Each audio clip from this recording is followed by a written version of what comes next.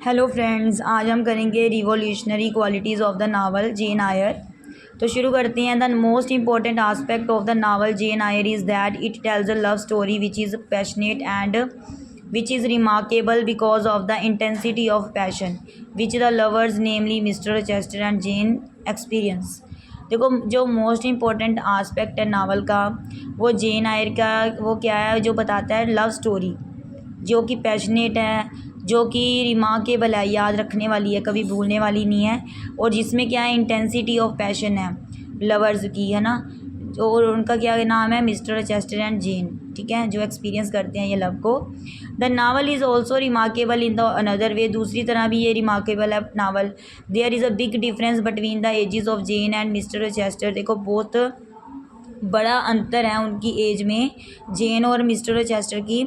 The difference between their edges is great but the intensity of passion on sides is equal. देखो, जो difference है as का वो तो बड़ा है ना, बहुत बड़ा अंतर है उनकी एजेस में, लेकिन जो इंटेंसिटी ऑफ पैशन है वो उनकी इक्वल है।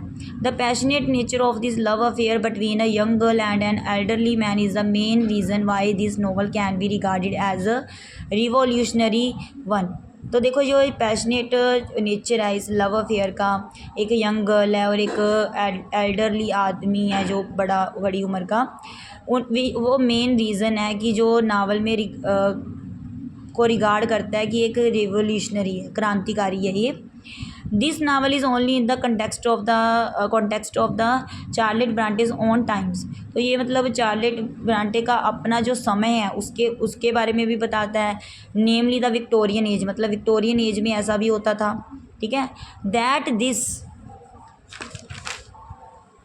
नावल इज़ रिवोल्यूशनरी, कि ये नावल एक रिवोल्यूशनरी है। This novel show the this novel मतलब दिखाता है existing moral values of that period of time. तो ये नावल जो है दिखाता है जो मोरल वैल्यूज़ होती हैं उस टाइम की। The Victorian age was a period of time when novelist could not deal with the subject of man women relationship in candid manner. तो मतलब विक्टोरियन एज में मतलब वो एज थी, वो पीरियड है जहाँ मतलब जो नॉवलिस्ट है ना वो नहीं समझ रखते थे कोई ऐसे सब्जेक्ट से जहाँ मैन वुमेन को रिलेशनशिप को कैंडिड मैनर में मतलब नहीं वो करते थे, डील नहीं करते थे। Charlotte Bronte showed a lot of courage in writing the novel Jane Eyre which tells a passionate love story. तो बहुत ही मतलब उसने हिम्मत दिखाई है ये लिख कर नावल, जो कि पैशनेट लव स्टोरी के बारे में है। And tells that story in a bold and daring manner, और बताया कि स्टोरी बोल्ड है, डेयरिंग मैनर में है, in which both the hero and heroine express their passion for each other. तो जिसमें हीरो हीरोइन एक दूसरे के लिए अपना पैशन को एक्सप्रेस करते हैं। An eminent critic draws our attention to other aspect of this novel which show its revolutionary qualities. One such feature of this novel is the use made of literature in it. तो देखो, eminent critic जो है वो drawers करती है हमारा जो ध्यान, अटेंशन, इन अदर आस्पेक्ट्स, दूसरे जो आस्पेक्ट हैं नावल के जो कि शो करते हैं इसकी रिवॉल्यूशनरी क्रांतिकारी क्वालिटीज़ को। One such feature of this novel is the use made of literature in it. तो पहला इसमें फीचर क्या है, इसमें यूज़ किया गया है लिटरेचर का। In the novel Charlotte Bronte gives the description of some books like Bewick's history of British birds. अब देखो, नॉवल में ना चार्लेट ब्रांटे ने बहुत सारी कुछ बुक्स हैं उनका डिस्क्रिप्शन दिया है, जैसे देखो Bewick's history of British birds, Gulliver's travels and the Arabian nights. From the book Bewick's history of British birds Jane gets the image of. अब देखो, जो पहली बुक है बिविक्स हिस्ट्री ऑफ, उसमें जेन प्राप्त करती है image of death, storm, disaster and mysterious evil in the lap of books. देखो, किताबों की गोद में शी फील्स हैप्पी, है ना। जैसे देखो भगवान, जैसे देखो मदर की गोद में बच्चा है ना फील हैप्पी करता है, वैसे ही जो ये जेन थी वो किताबों की गोद में फील करती थी, हैप्पी फील करती थी। She draws comfort at Gateshead Hall in the Gulliver's travels and the Arabian nights. तो मतलब वो तो उसे कम्फर्ट मिलता था ये बुक्स को पढ़ने में। द लेटर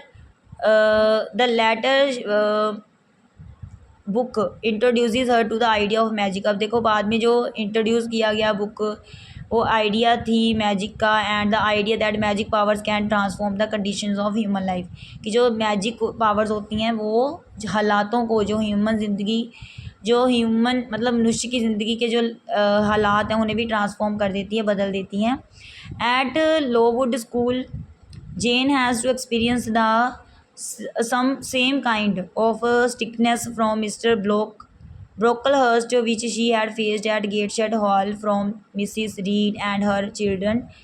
देखो लोवुड स्कूल जो लोवुड स्कूल में जेन जो एक्सपीरियंस करती है कुछ काइंड स्ट्रिक्टनेस को, ठीक है, कहाँ से, मिस्टर ब्रोकलहर्स्ट के से, विच शी हैड फेस्ड जो कि उसने फेस किया है गेटशेड हॉल में अपनी आंट जो थी उसकी रीड एंड उसके बच्चे जो थे।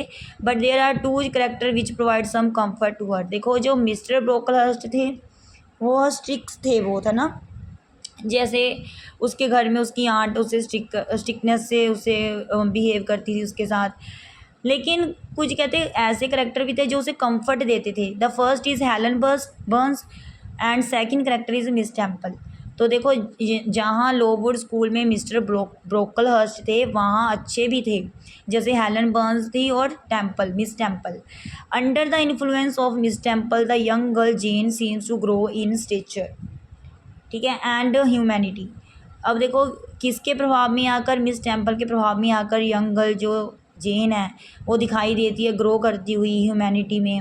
When Miss Temple has left the school Jane continues to hunger for knowledge of life and time comes when she realises that and she is becoming an independent minded women capable of thinking for herself, ठीक है। तो जब मतलब वो चली जाती है छोड़कर स्कूल को मिस टेम्पल, तो जेन कंटिन्यूज मतलब उसे नॉलेज की भूख होती है ज़िंदगी में, है ना, और टाइम कम्स, वो टाइम आता है जब वो रियलाइज़ करती है कि शी इज़ बिकमिंग, कि वो बन रही है इंडिपेंडेंट माइंडेड वूमेन बन रही है, कैपेबल जो योग है अपने बारे में सोचने के लिए, एंड ऑफ टेकिंग एक्शन, जो एक्शन लेने के लिए भी इंडिपेंडेंट है। That is the reason that she takes up a new job as a governess. वही रीज़न है कि उसने जॉब ली गवर्नेंस की। Jane shows her dignity and independence when she tells mister Chester that he has no right to command her because he is paying her salary for looking after the education of the girl Adele. तो देखो जेन show करती है अपनी dignity को and independence जब वो कहती है मिस्टर चेस्टर कि उनको कोई अधिकार नहीं है कि वो उसे हुक्म दे, क्योंकि वो उसे पे कर रहे हैं सैलरी, लुकिंग आफ्टर मतलब देखना, एजुकेशन को देखना एक गर्ल को, मतलब वो वहाँ एक गर्ल की एजुकेशन पर देख रेख करती थी या पढ़ाती थी एडली को। तो कहते उसे कोई मतलब ये नहीं कि उसे हुक्म दे, क्योंकि वो पढ़ा रही है तो फिर बस सैलरी ले रही है। When Jane knows the fact the Mr Chester is already a married man. देखो जब जेन को पता चलता है कि वो पहले से ही मैरिड मैन है, मतलब उनकी शादी हो चुकी है, देन शी लीव्स थॉर्नफील्ड हॉल। तो फिर वो वहाँ से चली जाती है without having any destination in her mind. वहाँ मतलब ऐसे ही छोड़कर चली जाती है, उसे पता भी नहीं, उसने उसके माइंड में पता ही नहीं उसने कहाँ जाना है ना, वो मतलब एकदम उसे झटका लगता है भी, उसे पता नहीं था ये बात, तो फिर वो भाग जाती है, उसे पता ही नहीं डेस्टिनेशन, बस ऐसे ही भाग जाती है। During her stay in a Saint John residence she again shows her independence and her dignity by refusing to marry with Saint John Rivers. अब देखो जब वो रह रही होती है सेंट जॉन की रेजिडेंस में ना, रिहाइश पर रह रही होती है, तो वहाँ में फिर वो दिखाती है अपनी डिग्निटी, दिखाती है अपनी इंडिपेंडेंस, दिखाती है शो करके। कैसे शो करती है, जब वो मना कर देती है सेंट जॉन का प्रपोजल को, and finally she shows her independence to marry a man who is now a blind and cripple man. और फिर अंत में देखो फिर वो दिखाती है अपनी इंडिपेंडेंस, दिखाती है जब वो मतलब शादी करने के लिए तैयार होती है किससे, जो एक ब्लाइंड आदमी है और क्रिपल है। All that shows the revolutionary character of this novel. मतलब ये सभी जो है दिखाता है, जो क्रांतिकारी करेक्टर दिखाता है नावल का। But there is one another important element which has contributed to the revolutionary character of this novel. तो देखो एक दूसरा भी इम्पोर्टेंट एलिमेंट है इसमें जो कि कंट्रीब्यूट करता है रिवोल्यूशनरी करेक्टर को इस नावल में, and that element is symbolism. और वो एलिमेंट क्या है, सिम्बोलिज्म है। चार्लोट ब्रांटे देखो has unconsciously introduced certain situations and events which have a symbolic significance. अब देखो चार्लोट ब्रांटे जो है मतलब अनकॉन्शियसली वो इंट्रोड्यूस करती हैं कुछ सिचुएशंस को, घटनाओं को, जो कि सिंबॉलिक महत्व रखती हैं। फॉर इंस्टेंस देखो, जैसे एग्जांपल है the huge tree in the garden at Thornfield Hall which is struck by lightning.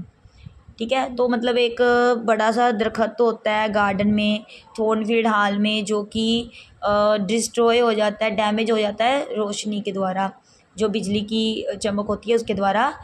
तो ये जो इंसिडेंट है, this incident has a symbolic significance because it tells the disaster which is going on to overtake the lovers during the next day's ceremony of marriage in the church. तो ये जो मतलब incident घटना हुई थी, we tree destroy हो गया था, ये सिंबल था क्योंकि देखो ये मतलब बताता है डिज़ास्टर के बारे में जो कि होता है, आगे होता है लवर्स की लाइफ में जब सेरेमनी होती है मैरिज की इन द चर्च में। Thornfield Hall is self symbol of country house where Charlotte Bronte had stayed for some time with her. ये भी मतलब एक सिंबल है।